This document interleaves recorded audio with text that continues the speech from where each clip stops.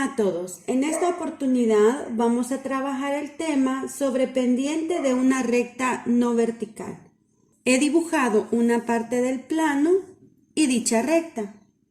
Decimos que la pendiente es la inclinación que una recta tiene con respecto al eje X y se va a representar por la letra M. Observemos lo siguiente. Cada punto que conforma a esta recta tendrá la misma inclinación. Si trazamos paralelas al eje X en cada uno de esos puntos, nos vamos a dar cuenta que la inclinación seguirá siendo la misma. Ahora bien, tomemos dos puntos cualesquiera de la recta. Yo voy a tomar este y le voy a llamar P sub 1. Y voy a tomar este y le voy a llamar P sub 2. Ahora, si ustedes observan, P sub 1 y P sub 2 están dentro del plano cartesiano.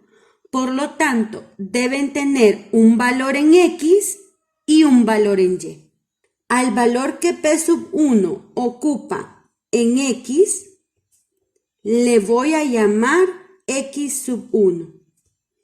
Y al valor que ocupa en Y, le voy a llamar Y sub 1. Pero también el punto 2 ocupa un valor en X y un valor en Y. A ese valor en X que ocupa P sub 2, le voy a llamar X sub 2. Y al valor que ocupa en Y, le voy a llamar Y sub 2. Ahora bien, voy a dibujar un triángulo rectángulo con estos dos puntos. Al dibujarlo, me voy a dar cuenta que voy a tener una inclinación. A esa inclinación yo le voy a llamar pendiente. Dibujamos entonces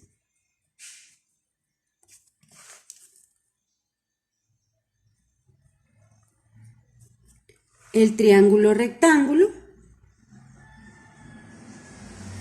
y esta inclinación es la pendiente. También podemos encontrar que esta inclinación es un ángulo, ¿sí? Ahora, observen lo siguiente. ¿Qué coordenadas tiene P sub 1? P sub 1 tiene coordenadas X1, Y1. ¿Y qué coordenadas tiene P sub 2? Tiene coordenadas X2, Y2. Ahora bien, para poder encontrar este ángulo, vamos a tener que utilizar razones trigonométricas. Recordemos un poco. Con respecto a este ángulo, sabemos que este cateto se llama cateto opuesto y este se llama cateto adyacente. Significa que debo encontrar el valor del cateto opuesto y del cateto adyacente para encontrar el ángulo de la pendiente y también para encontrar dicha pendiente. ¿Cómo lo vamos a hacer? Observen lo siguiente. Sabemos que X sub 2 es la distancia que hay de este punto a este punto. Y sabemos que la distancia que hay a X sub 1 es de este punto a este punto. Si nosotros le quitamos a la distancia X sub 2 la distancia X sub 1, vamos a obtener esta distancia que sería el cateto adyacente. Por lo tanto, este cateto adyacente se llama X sub 2 menos X sub 1. Y lo mismo sucede con las Y. La distancia a Y2 es de este punto a este punto. Y la distancia Y sub 1 es de este punto a este punto. Si a esta distancia le quitamos esta, obtendremos el cateto opuesto. Por lo tanto, este cateto se va a llamar y2 menos y1. Ahora bien, pero a esto también le puedo llamar desplazamiento en y. Y a esto le puedo llamar desplazamiento en x.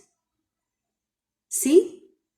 Ahora, recordemos qué razón trigonométrica nos relaciona el cateto opuesto con el cateto adyacente. Es la tangente. La tangente de un ángulo era igual al cateto opuesto entre el cateto adyacente. Sustituyamos entonces los valores y me va a quedar que la tangente de teta es igual al cateto opuesto, que es y2 menos y1, entre el cateto adyacente, que es x2 menos x1. Pero a la tangente de teta le voy a llamar pendiente. Anteriormente dijimos que la pendiente se representaría por la letra M. Entonces, tenemos que la pendiente va a ser igual a y2 menos y1 entre x2 menos x1. Y esta es la fórmula que nos va a servir para poder encontrar la pendiente de una recta. Pero también podemos encontrar el ángulo que se forma con esa inclinación. Para poder hacerlo, vamos a ocupar la siguiente fórmula. El ángulo de inclinación de dicha pendiente va a ser igual a la tangente inversa de y2 menos y1 entre x2 menos x1.